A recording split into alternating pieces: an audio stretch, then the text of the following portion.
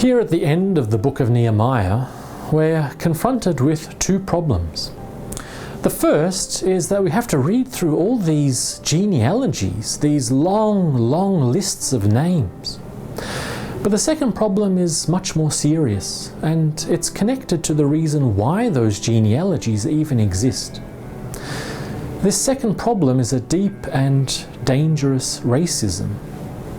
Those lists of family ancestors are there to support a very bad idea, that true and good Israelites are those who are racially pure and have no connection to foreigners. This is a dangerous mentality, but it's one we will have to face a lot in the second half of the Old Testament. Regardless of the country or culture, this type of racism always leads to the same evil results. And in Nehemiah chapter 13, we see those results starting to appear. All the people had come to celebrate the rebuilding of Jerusalem and its wall, to praise God, give thanks, and listen again to the laws of Moses. Then suddenly they hear read out the terrible verses from Deuteronomy chapter 23, verses 3 to 6, which demand that anyone of Ammonite or Moabite descent be thrown out and rejected.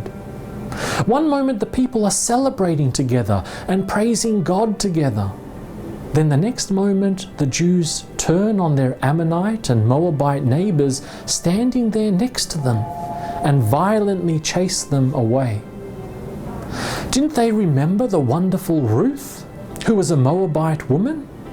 Did they forget that Ruth's child, David, was Israel's greatest king and a man with Moabite blood? No. When people get caught up in the passions of nationalism, racism, and hatred, they never remember these things. Even worse, in verses 24 to 25, we see Nehemiah beating children and pulling out their hair because they were speaking the wrong language.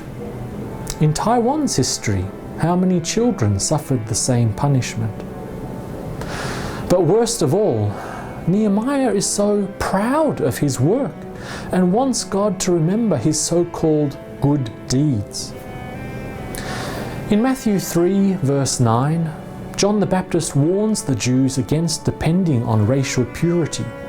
God can raise up children for Abraham from stones if he wanted to. And in Romans chapter 10, verse 12, Paul tells us that there's no difference between Jews and Gentiles.